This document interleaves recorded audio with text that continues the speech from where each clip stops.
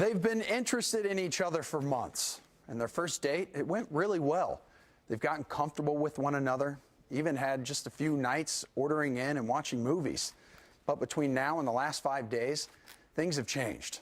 So it's finally time for J.D. Martinez and the Red Sox to have the talk. Like, are you guys official or not?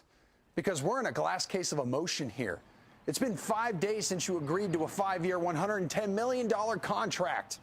But it's also been 5 days that said contract has gone unsigned, leading to a lot of questions and very few answers. All right, we've got Rob Bradford from WEEI joining us now on Skype because it is 2018 and Skype is still a thing. You have been down there since the start of spring training. You know what's going on behind closed doors. So please explain to me and the folks at home why this J.D. Martinez signing is not official yet. Well, I haven't actually been behind closed doors, because if I was, I would see them examining him and know all the medical issues that are facing this entire situation.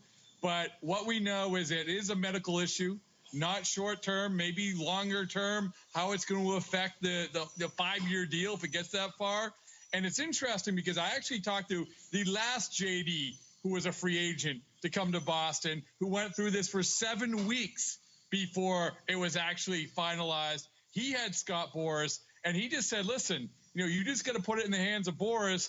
Any fine print, any little thing, he's going to make sure that the player's protected. The team wants to be protected. The player wants to be protected. I wouldn't raise any red flags quite yet.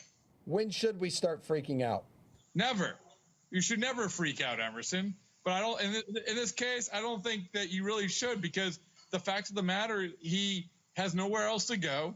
The Red Sox need him. The Red Sox want him. I think it really just comes down to that they have to go through all the little fine print and everything else. Because here's the thing, that if you have an injury problem, you have to make sure that you identify that injury happened because of the pre-existing injury and not something that happened on the field just randomly. There's little things like that you have to get past, and I think that's what they're going through now. So this waiting period, this time, 5 days, not very unusual? It's a little unusual. Usually, we have the case of Eric Hosmer, who he agreed to the deal, and then, boom, it was done. But I think when you're talking about this type of contract, when you're talking about a guy with an injury history, at least in some areas of his body, you have to protect yourself. And think about it. If he goes out and hurts a part of his body, and then we say, well, why didn't you protect yourself? When he did the physical, why didn't you say there was something wrong and we adjusted the contract? So we can't be hypocrites about this. The team is being very careful, and they should be.